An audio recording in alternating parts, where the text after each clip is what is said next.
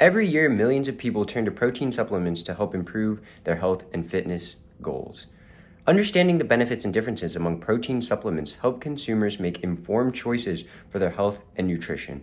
The purpose of this presentation by myself, Alexander Baum, is to explore the benefits of protein and to compare and contrast different types of the synthetic protein supplements.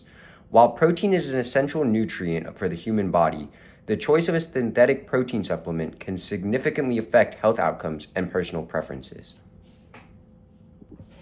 Protein is vital for building and repairing tissue, producing enzymes and hormones, and supporting immune function. A protein is a large biomolecule made from smaller building blocks called amino acids. Imagine amino acids as letters. Cells join them into a long sentence, and that chain folds into a specific three-dimensional shape. The shape determines what the protein can do. Proteins perform many essential jobs, including building structures such as collagen in skin and keratin in hair, speeding up chemical reactions as enzymes, carrying substances such as hemoglobin and transporting oxygen, sending signals such as insulin regulating blood sugar, defending the body as antibodies do, and producing movement, including muscle contraction. Naturally occurring proteins is produced by a living organism using instructions encoded in DNA. Cells copy a gene's instructions into RNA, and structures called ribosomes use the RNA to assemble the appropriate amino acid chain. Examples include insulin, collagen, antibodies, digestive enzymes, and hemoglobin. Natural proteins can also be extracted from plants, animals, fungi, or microorganisms. A synthetic protein, like seen here in this IsoPure 25 grams of protein per scoop synthetic protein, is a protein made or deliberately engineered through human-controlled processes. This term can refer to several different things. Chemically synthesized proteins or peptides are something that are severely on the rise right now in the bodybuilding community. Peptides can be injectables, edibles, or liquid-based synthetics, and they are amino acids joined together using laboratory chemistry. This is most practical for relatively short chains. There's also recombinant proteins, and scientists place a protein's gene into bacteria, yeast, or cultured cells, which then manufacture the protein. Many medicines, including insulin, are made this way. And then there's engineered proteins, where scientists alter an existing natural sequence to improve it to gather more proteins in the protein structure. So the main differences can be origin. Naturally occurring proteins, of course, are produced naturally as their origin. Synthetic proteins are produced or designed through controlled technology. Another is the sequence of the DNA. The sequence of the DNA naturally occurring is determined by naturally existing genes. In synthetic or engineered, it may copy a natural sequence or be completely different from any sequence we have seen. The production, which in naturally occurring is made inside the organism during normal life. In synthetic or engineered, it's made chemically or engineered in a lab. The purpose can be different. In naturally occurring, it performs biological functions shaped by evolution. In synthetic, it's often designed for medical purposes or research or food. And the last difference is the final molecule.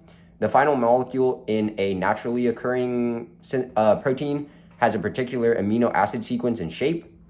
In a synthetic or engineered protein, the final molecule can be identical to a natural sequence or intentionally completely different. The key point is that synthetic describes how a protein was made or designed, not necessarily what the final protein is. Laboratory-produced insulin can have exactly the same amino acid sequence and biological activity as human insulin, and in that case, the manufacturing route differs. But the finished protein is effectively the same molecule. So people with diabetes that don't produce insulin naturally, they have to take a synthetic insulin, but it is exactly the same protein structure and molecule structure as people that don't have diabetes that naturally deliver insulin in their body. So let's talk about why synthetic protein is a good thing. We are going to use our IsoPure 25 grams of protein with 110 calories per serving as our example. According to Harvard T.H. Chan School of Public Health, adequate protein intake can help with muscle growth, weight management, and overall health. Many athletes and fitness enthusiasts rely on supplements to meet their protein needs when dietary sources are insufficient.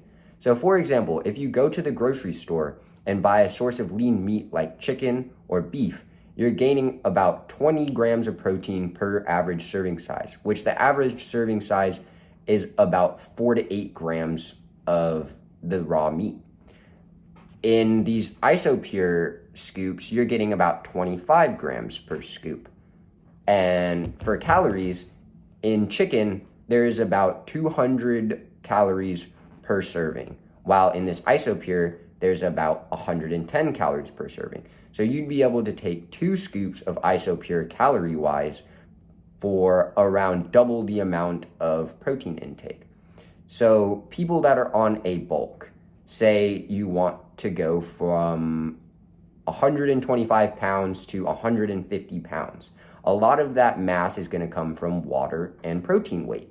Protein weight on a bulk, you want to be eating about 1.5 to 2 times your body weight in pounds in grams of protein. So, for example, if you are starting at 125 pounds and are trying to get to 150 pounds, starting at that 125 pounds, you want to be eating around 160 grams of protein per day to bulk up to that 150. Once you get to 150, you want to be eating around 225 grams of protein per day, which is very hard to do in a natural occurring setting.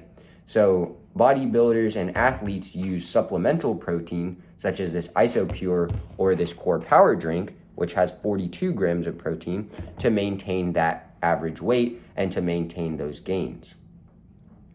Having established the importance of protein, I'll now compare various synthetic protein supplements available on the market.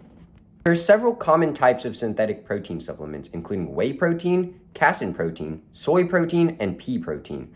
Whey protein is quickly absorbed, making it ideal for post-workout recovery, while casein is digested more slowly, providing a steady release of amino acids. So for example, this is whey protein. It's the type of protein that a lot of high-level athletes and bodybuilders use, especially bodybuilders that are not lactose intolerant. Whey protein comes from animals, specifically cows, and it is sifted through milk to grind down into this protein. You mix it with either water or milk into sort of a shakes type substance and drink it. Plant-based options such as soy and pea protein serve as alternatives for individuals with lactose intolerance or vegan preferences.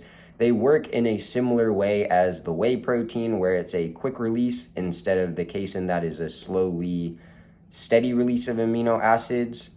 But personal preference, I like the whey better, just because I'm not a huge fan of the taste of the soy or pea protein substances, but to each their own. They all do relatively the same thing. The soy and pea protein options are less protein dense just because of the way that soy and pea is synthetically produced. Whey protein has stronger amino acid chains than soy and pea protein, so the serving sizes on soy and pea protein-based supplements may be a little bit lower. Protein supplements aren't for everyone. They're used as a maintainer and mass gainer for people that want to maintain their goals or want to push towards a higher body weight. They're also used as supplements for meal replacement. So people that are having an active lifestyle can have one of these meal replacement shakes as an on-the-go option to fill their stomach with a nutritious meal that is high in protein. Being able to have these options to substitute naturally occurring proteins in meat or plants is a great option for people that have a busy lifestyle and like to exercise. And for those reasons, I lean towards getting these synthetic proteins into my diet.